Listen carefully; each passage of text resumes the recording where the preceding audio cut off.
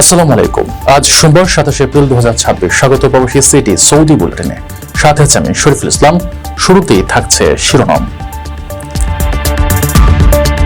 মক্কা সহ সৌদি জুড়ে ব্যাপক ঝড় বৃষ্টির প্রভাবে সতর্ক থাকার আহ্বান। গাড়ির ডিকিতে লুকিয়ে মক্কায় প্রবেশের চেষ্টা, 3 প্রবাসীকে ধরল পুলিশ। পাল্টে গেছে সৌদি আরবের চিত্র, প্রায় সব সেক্টরেই নারীদের দাপট। সৌদি পৌঁছেছেন 36,000 বাংলাদেশি হজযাত্রী, 4 জনের মৃত্যু। যুক্তরাষ্ট্রকে নতুন প্রস্তাব, ইরানের পারমাণবিক আলোচনা মুলতবি রাখার শর্ত। দর্শক, দেখছিলেন শিরোনাম, এবারে পুরো খবর। প্রবাসীদের জন্য নির্মাণ হচ্ছে দেশের প্রথম স্মার্ট সিটি, যেখানে থাকছে স্কুল, মসজিদ, হাসপাতাল, সুইমিং পুল, হেলিপ্যাড, পাঠাগার, জিম, সুপারমার্কেট, শিশু পার্ক সহ সকল নাগরিক সুবিধা। মাত্র 30 লাখ টাকা বিনিয়োগে মিলছে আকর্ষণীয় ফ্ল্যাট। প্লাটিনাম ইনভেস্টরদের জন্য ঢাকা বিমানবন্দরে ভিআইপি প্রোটোকল সুবিধা। বিস্তারিত জানতে যোগাযোগ করুন স্ক্রিনে দেয়া হোয়াটসঅ্যাপ অথবা ইমো নাম্বারে। সৌদি আরবের বিভিন্ন অঞ্চলে আগামী শনিবার পর্যন্ত ব্যাপক ঝড় বৃষ্টির পূর্বাভাস দিয়েছে দেশটির আবহাওয়া দপ্তর এনসিএম। মক্কা, আসির, আল বাহা, মদিনা, কাসিম এবং উত্তরাঞ্চলের সীমান্ত এলাকাগুলোতে এই বৃষ্টির প্রভাব পড়বে। বৃষ্টির পাশাপাশি ঘন্টায় 60 কিলোমিটার বেগে ঝোড়ো হাওয়া, শিলাবৃষ্টি, উপকূলীয় এলাকায় উঁচু ঢেউ এবং আকস্মিক বন্যার আশঙ্কা রয়েছে। সৌদি আরবের বিভিন্ন অঞ্চলে আগামী শনিবার পর্যন্ত ব্যাপক ঝড় বৃষ্টির পূর্বাভাস দিয়েছে দেশটির আবহাওয়া দপ্তর এনসিএম। বৃষ্টিপাতের পাশাপাশি ঘন্টায় 60 কিলোমিটার বেগে ঝোড়ো হাওয়া, শিলাবৃষ্টি, উপকূলীয় এলাকায় উঁচু ঢেউ এবং আকস্মিক বন্যার সতর্কতা জারি করা হয়েছে। এনসিএমের পূর্বাভাস অনুযায়ী মক্কা, আসির, আল বাহা, মদিনা, কাসিম এবং উত্তরাঞ্চলের সীমান্ত এলাকাগুলোতে এই বৃষ্টির প্রভাব পড়বে। বিশেষ করে মক্কার তাইফ, পূর্বাঞ্চলীয় প্রদেশের হাফর, আল বাতিন এবং মদিনা ও কাসিমের মধ্যবর্তী অঞ্চলগুলোতে সবচেয়ে ভারী বৃষ্টির আশঙ্কা রয়েছে।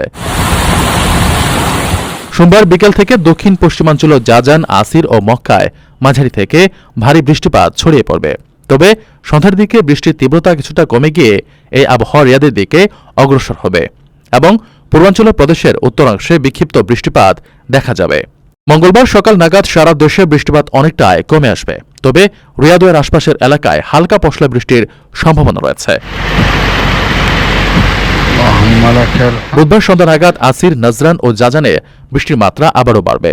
এরপর বৃহস্পতিবার সকালে তাবুক, আল জৌফ ও উত্তরের সীমান্তগুলোতে হালকা বৃষ্টি হলেও সন্ধ্যার দিকে আসির, নজরান ও জাজানে আবারও ভারী বৃষ্টি দেখা মিলবে। শুক্রবার দুপুরের পর জাজান, আসির ও মক্কায় মাঝারি থেকে ভারী বৃষ্টিপাত পুনরায় শুরু হবে। শনিবার সকালে আকাশ পরিষ্কার থাকলেও দুপুরের পর জাজান, আসির ও মক্কায় পুনরায় ভারী বৃষ্টির সম্ভাবনা রয়েছে।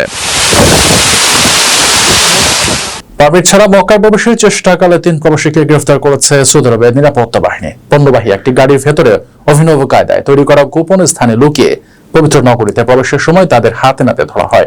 এই ঘটনার পর সৌদি আরবের জননিরাপত্তা বিভাগ কড়া হুঁশিয়ারি দিয়ে বলেছে, হজের নিয়ম অমান্য করে কেউ এভাবে প্রবেশের চেষ্টা করলে তাকে কঠোর শাস্তির পাশাপাশি আজীবনের জন্য নিজ দেশে ফেরত পাঠানো হবে।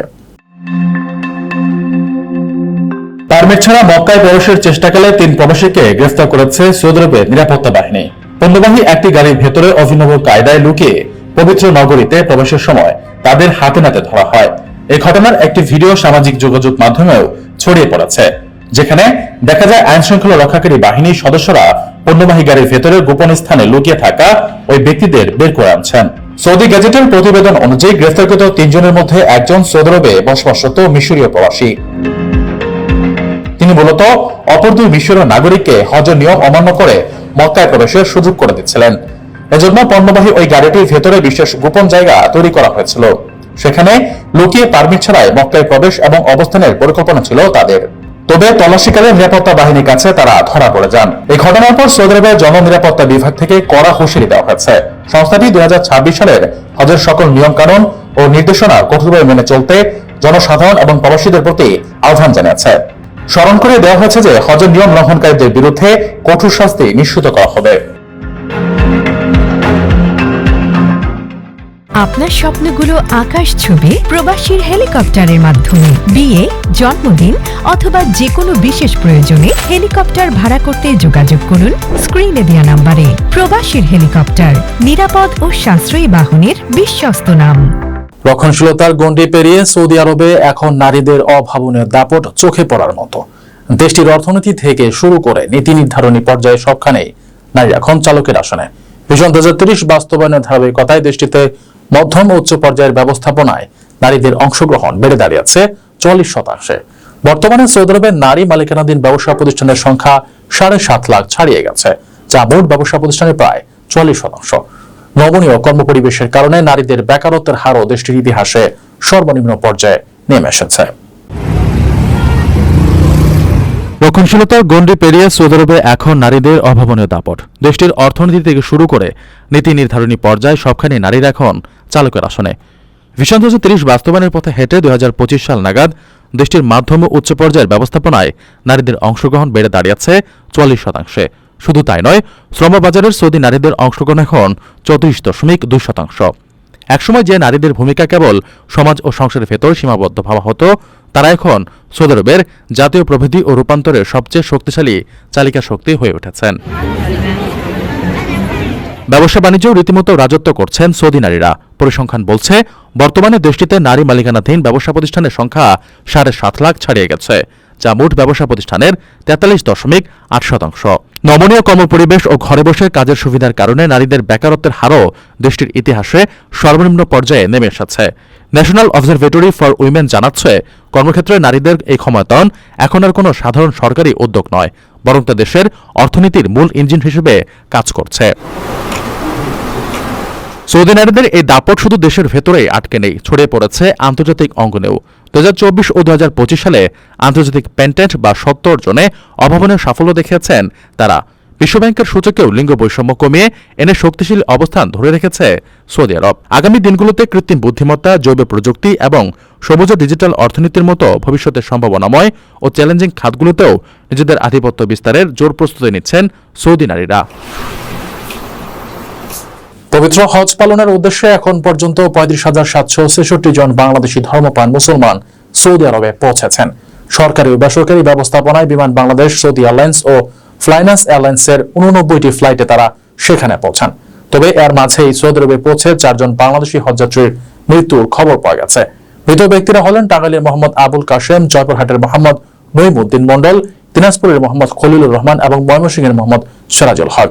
এদের মধ্যে একজন হৃদযন্ত্রের ক্রিয়াবন্ধ হয়ে এবং বাকি 3 জন স্বাভাবিকভাবে মৃত্যুবরণ করেছেন। পবিত্র হজ পালন উদ্দেশ্যে এখন পর্যন্ত 35,766 জন বাংলাদেশি প্রবাসী ও ধর্মপ্রাণ মুসলমান সৌদি আরবে পৌঁছেছেন।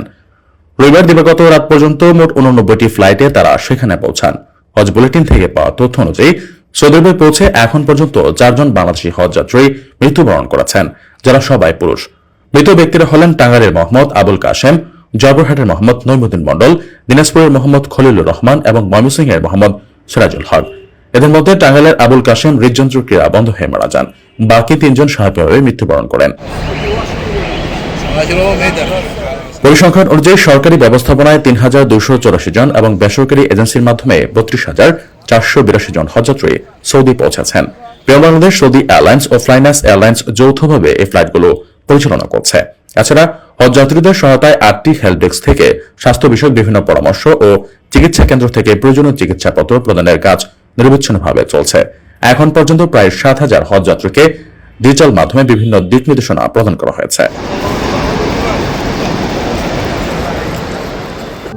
প্রবাসীদের জন্য নির্মাণ হচ্ছে দেশের প্রথম স্মার্ট সিটি, যেখানে থাকছে স্কুল, মসজিদ, হাসপাতাল, সুইমিং পুল, হেলিপ্যাড, পাঠাগার, জিম, সুপারমার্কেট, শিশু পার্ক সহ সকল নাগরিক সুবিধা।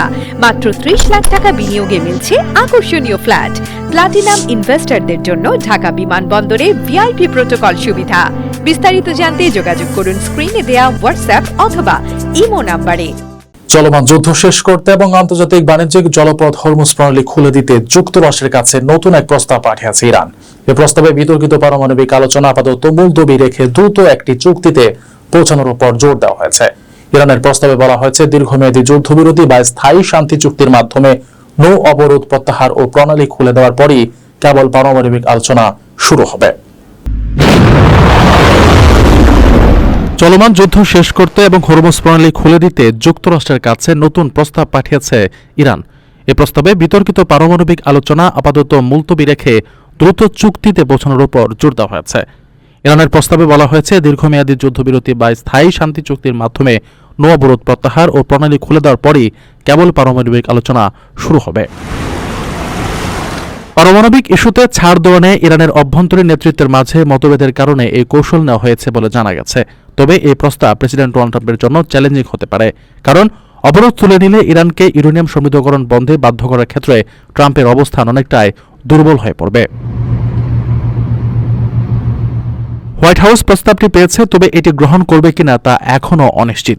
যুক্তরাষ্ট্র স্পষ্ট জানিয়েছে, ইরানকে কোনোভাবেই পারমাণবিক অস্ত্র তৈরি করতে দেওয়া হবে না। অন্যদিকে ট্রাম্প নৌ অবরোধ অব্যাহত রাখার ইঙ্গিত দিয়ে বলেছেন, ইরান শীঘ্রই নথি স্বীকার করবে। এদিকে ইরানের পররাষ্ট্রমন্ত্রী আব্বাস আরাকচি ওমান ও পাকিস্তান সফর শেষে মস্কোয় পুতিনের সাথে বৈঠকের প্রস্তুতি নিচ্ছেন। দর্শক দেখছিলেন প্রবাসী সিটি সৌদি বুলেটিন। শেষ করার আগে শিরোনামগুলো জানিয়ে দিচ্ছে আরো একবার। মক্কাসহ সৌদি জুড়ে ব্যাপক ঝড় বৃষ্টির প্রভাব, সতর্ক থাকার আহ্বান। গাড়ির ডিকিতে লুকিয়ে মক্কায় প্রবেশের চেষ্টা, 3 প্রবাসীকে ধরল পুলিশ। পাল্টে গেছে সৌদি আরবের চিত্র, প্রায় সব সেক্টরেই নারীদের দাপট। সৌদি পৌঁছেছেন 36,000 বাংলাদেশি হজযাত্রী, 4 জনের মৃত্যু। যুক্তরাষ্ট্রকে নতুন প্রস্তাব, ইরানের পারমাণবিক আলোচনা মুলতবি রাখার শর্ত। এ ছিল সৌদি বুলেটিনের আজকের আয়োজনে। প্রবাসের সর্বশেষ সংবাদ পেতে ভিজিট করুন probastime.net, সাবস্ক্রাইব করুন আমাদের ইউটিউব চ্যানেল এবং চোখ রাখুন ফেসবুক পেজে। পরবর্তী বুলেটিন দেখার আমন্ত্রণ জানিয়ে আজকের মতো বিদায় নিচ্ছি আমি শরীফুল ইসলাম। সেই পর্যন্ত সবাই ভালো থাকবেন এবং নিরাপদে থাকবেন। আল্লাহ হাফেজ।